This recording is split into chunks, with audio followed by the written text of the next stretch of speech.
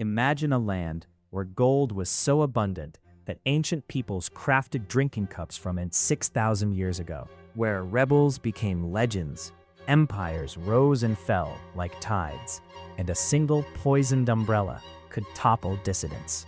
This is Bulgaria, a nation that has been conquered, crushed, and reborn more times than a phoenix. Europe's most underrated survivor story. 6,000 years ago, while most of Europe was still figuring out farming, the Varna culture was already creating what archaeologists call the world's oldest worked gold treasures. We are talking about a civilization so advanced, they were burying their elite with more golden artifacts than a modern oligarch's yacht. One particular grave, dubbed the Varna Goldman, contained more gold than has been found in the entire rest of the world for that epoch.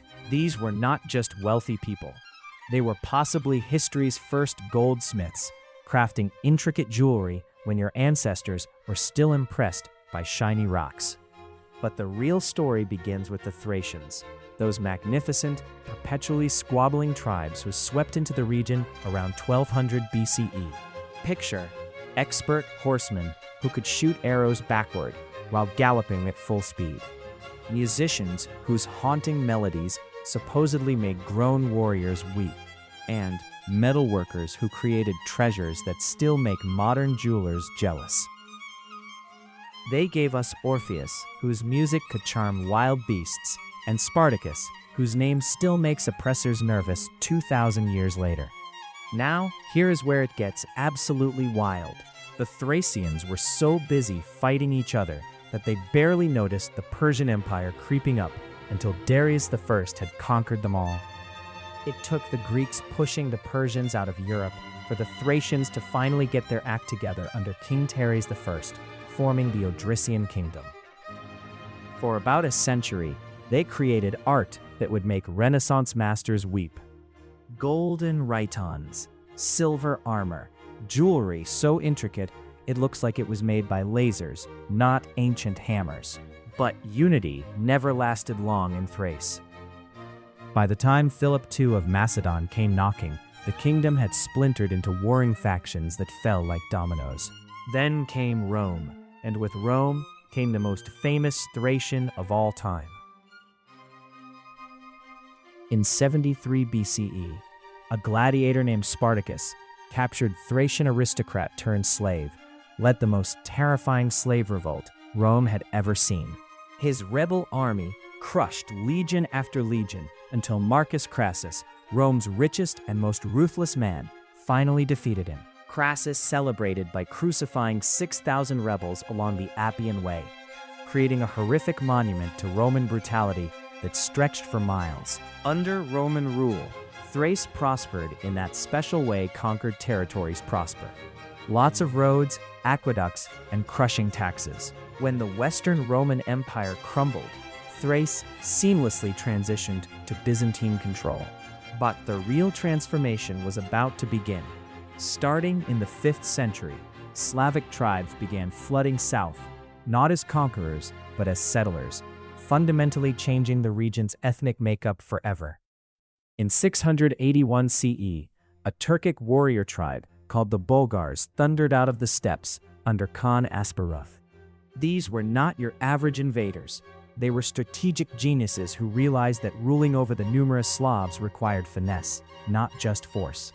The Bulgars became a military elite, ruling over a Slavic majority. But here's the twist. Within 2 centuries, they had completely adopted Slavic language and customs. It is one of history's greatest cultural reversals. The conquerors became the conquered, at least culturally. The First Bulgarian Empire was born in blood and sustained by even more blood. When Byzantine Emperor Nikephoros I invaded in 811, Khan Krum did not just defeat him. He turned the emperor's skull into a silver-lined drinking cup. Yet beneath this brutality, something profound was happening. In 864, Boris I made a decision that would forever change Bulgaria. He converted to Christianity, not through conquest, but through calculated politics, aligning Bulgaria with the Byzantine cultural sphere while maintaining independence. Under Simeon the Great, Bulgaria reached heights it would never see again. This was not just military expansion. Though Simeon did conquer vast territories, this was a golden age of culture and learning. The capital at Preslav rivaled Constantinople in splendor. More importantly, it was here that the Cyrillic alphabet was perfected, a writing system that would eventually be used by 250 million people across Eastern Europe and beyond. But Byzantine Emperor Basil II had other plans, and they were horrifyingly effective. Basil II earned his epithet the Bulgar Slayer through a campaign of systematic brutality. After the Battle of Kleidion in 1014, he captured 15,000 Bulgarian soldiers. Instead of killing them, he ordered 99 out of every 100 to be blinded, leaving one man in each group with a single eye to lead his comrades home. When Tsar Samuil saw his mutilated army returning, he suffered a stroke and died within days. Bulgaria fell and would not rise again for almost 2 centuries. The Second Bulgarian Empire emerged in 1185 through a rebellion sparked by, of all things, a tax dispute. The Asen brothers transformed local resentment into a liberation movement that restored Bulgarian independence. Under Ivan Asen II, Bulgaria again became a major power, controlling most of the Balkans. But this medieval world was changing. Mongols swept in from the east, Crusaders marched through heading south, and everyone was weakening each other through constant warfare. Nobody noticed the real threat gathering in Anatolia until it was too late. The Ottoman conquest of Bulgaria was not swift. It was a slow strangulation lasting from 1396 to 1422. For the next 5 centuries, Bulgaria essentially disappeared from the map. The Ottomans imposed the Devshirme system, taking Christian boys to be trained as elite Janissary soldiers, a practice that was simultaneously a path to power and a form of cultural genocide. Bulgarian nobles were eliminated or absorbed. Churches were converted to mosques or left to decay, and the people were reduced to raya, cattle to be taxed and exploited. Yet Bulgarian identity refused to die. Monasteries became secret schools, keeping language and culture alive. Haiduks, Bulgarian Robin Hoods, haunted mountain passes, robbing Ottoman caravans and becoming folk heroes. Uprising followed uprising. 1598, 1686, 1737, each crushed more brutally than the last. But by the 19th century, the sick man of Europe was wheezing his last, and Bulgaria was ready to break free. The April uprising of 1876 changed everything. When Ottoman irregulars called Bashi Bazouks massacred 15,000 Bulgarian civilians, including women and children burned alive in churches, European public opinion exploded. British Prime Minister Gladstone's pamphlet on the Bulgarian horrors sold 200,000 copies in a month. Russia, positioning itself as protector of Orthodox Christians, had its excuse to attack.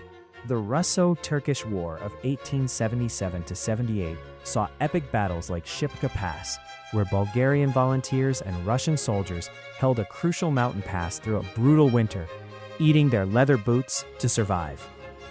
March 3, 1878, Bulgaria was reborn. Well, sort of. The great powers, terrified of a large Russian client state, carved up the proposed Bulgarian territory at the Congress of Berlin. Still, after 500 years, there was a Bulgaria again. The new nation threw itself into modernization with remarkable energy. Sofia transformed from a provincial Ottoman town to a European capital. The Alexander Nevsky Cathedral, with its golden domes, became a symbol of gratitude to Russian liberators and Bulgarian resilience. But here is where Bulgaria's luck turned catastrophically bad. In the Balkan Wars of 1912-13, Bulgaria first joined Serbia, Greece, and Montenegro to drive the Ottomans from Europe, then attacked its former allies when promised territories were not delivered. It lost World War I. Bulgaria joined the Central Powers, lost again, World War II. Aligned with the Axis. You see the pattern. Each defeat meant territorial losses, reparations, and hundreds of thousands of casualties. The communist takeover in 1944 brought a different kind of oppression. Todor Zhivkov ruled for 35 years, creating a regime so paranoid that it assassinated dissidents abroad. The murder of writer Georgy Markov in London, using a poisoned pellet fired from an umbrella, remains one of the Cold War's most bizarre episodes. Yet, when the Iron Curtain fell in 1989, Bulgaria managed something remarkable: a peaceful transition to democracy. No violence, no civil war, just people power. Since joining the EU in 2007, Bulgaria has transformed yet again. Sure, corruption remains a problem, and it is still the EU's poorest member. But this is a nation that has survived Persians, Romans, Byzantines, Ottomans, Nazis, and communists. A few economic challenges? Please. Today's Bulgaria is a study in contrasts.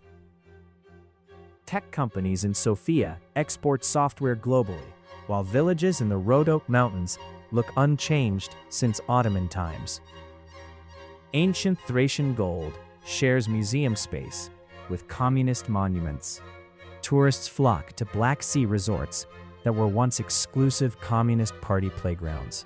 The country that gave us the Cyrillic alphabet, yogurt, and John Adonisov, the computer inventor, continues to punch above its weight. Perhaps Bulgaria's greatest lesson is that survival itself can be a form of victory. When empires that once crushed you are dust, when ideologies that claim to own your future are museum exhibits, simply existing becomes an act of defiance. How many times can a nation be conquered, divided, and suppressed, yet still emerge with its identity intact? Bulgaria suggests the answer might be as many times as necessary.